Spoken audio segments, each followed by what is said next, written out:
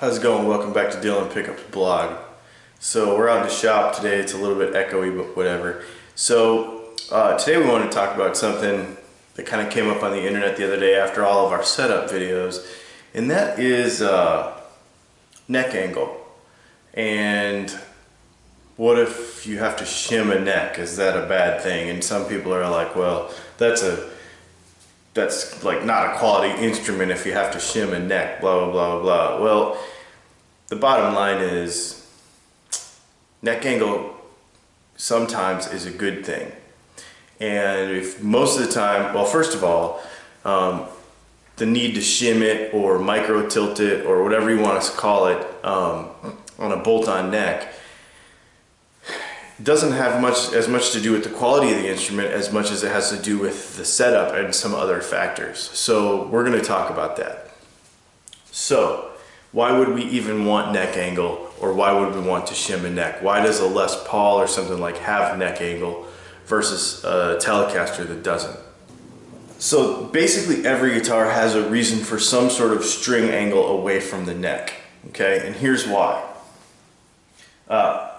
And then actually back towards the neck depending on the setup. But here's why. So when we have a guitar, we talked about this in our neck relief video, that we have to have some neck relief in there because the string moves like this and it's got to have a place to go, okay? Well, what that means is we actually put a curve up at the end of the peg head away from the neck. So the string is further away from the neck.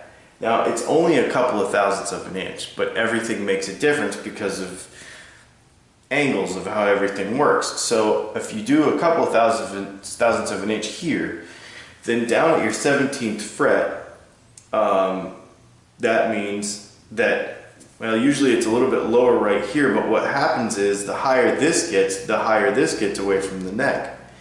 It also has to do with the height of your bridge, okay? So, like a tune-o-matic is really, really tall. Well, if you put that neck relief into that neck and then you put a tune-o-matic on there and no neck angle, then you have a humongous gap right here, okay? The other thing that comes into play with neck angle, let me get my eraser. Believe it or not, and this is why, well, let's talk about what neck angle does first. If we take this same drawing and we draw the body at an angle away from it this way, then what we can do is we can bring the string height down. And this whole thing, even though this neck relief is still here, can get lower. We can actually lower the action. And we can also use a taller bridge. Either way. So why would you want neck angle like on a Telecaster? Well, because if you put neck angle here, so now it's not in a straight line like a normal Tele, then like I said, they're real notorious because they're straight and because the amount of relief that you have to put in the neck and the style of bridge, depending on if you go from like a traditional vintage bridge, you might have to have a little bit more because they're taller to bring your string height back down, because the bridge is so tall. By the time you get your string height set on the top of those things, sometimes you run out of room. You know, the big tall ones like this. Now the individual string saddles, you can bring them, they can be a lot lower, but because of the kind of the architecture of how these things adjust with the two screws like this, a lot of times they get too tall and then your string height at your 17th fret is too tall. It would be nice to have some neck angle in there so that you can lower those strings. It gives you some more room. The other thing, the other reason that you would want this, especially like on a Telecaster, people don't realize this. So I'm going to draw two different lines, okay?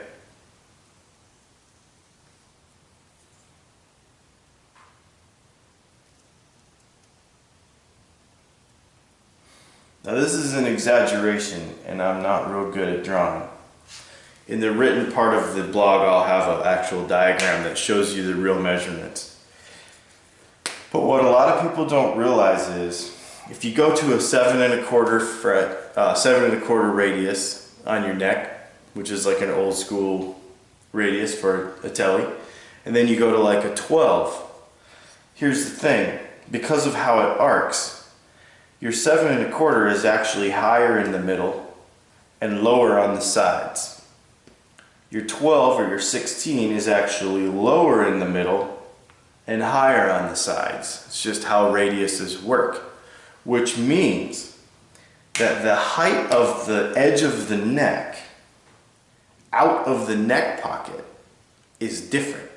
So if you're looking at your guitar this way, here's your neck, and here it is, and it's sitting in the neck pocket like this, right? Well, here, let's draw this accurately. So now it's sitting in the neck pocket like this. The height of the fretboard is going to be different on the edges for a 7¼ radius versus a 12 or a 16-inch radius. So that means that the height of the edge of the neck out of the body itself is going to be different, which means that if you use a 12-inch radius, the edge of the neck is going to be taller, and your overall string height adjustment off of the body itself is going to have to be different. Well, how do you do that? You have to put a neck angle in it. Sometimes. Sometimes people don't like it, but sometimes you have to. Is it a difference in the quality of the instrument, the way it was made? Absolutely not. It's just a matter of selection of parts and who wants what setup. So what do? You loosen the back bolts. Well, you have to take the neck off, but you loosen the back bolts a little bit, and you put a shim in here. And what do you use for a shim? Matchbooks seem to be the most classic idea. That's what everybody used in the past.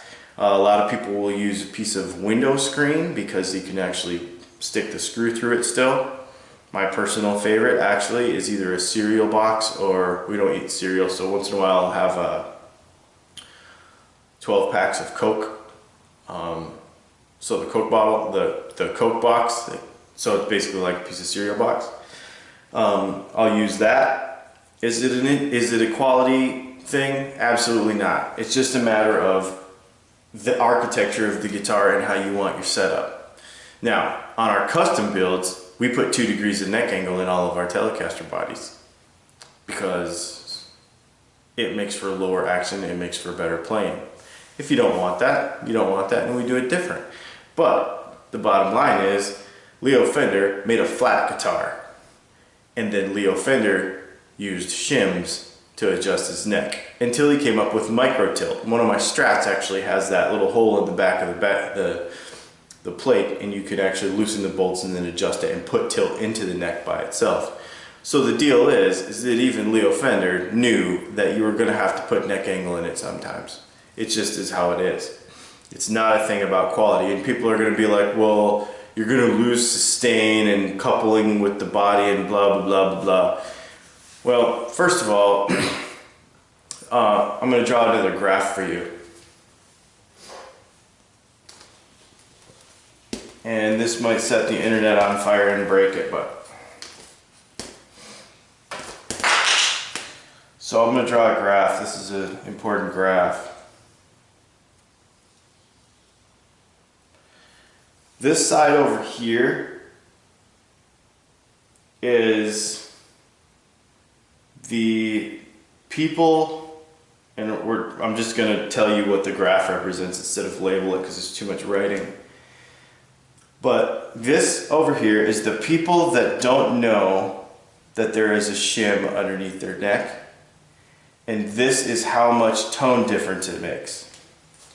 This over here is the people that just found out that even though they've been playing their guitar for like 20 years, they just found out yesterday that there was a shim in it. And this is how much difference they think the tone makes. So there's a direct correlation in whether they know there's a shim in there or not, whether they think it makes a difference in the tone. So, you know, this is official data right here.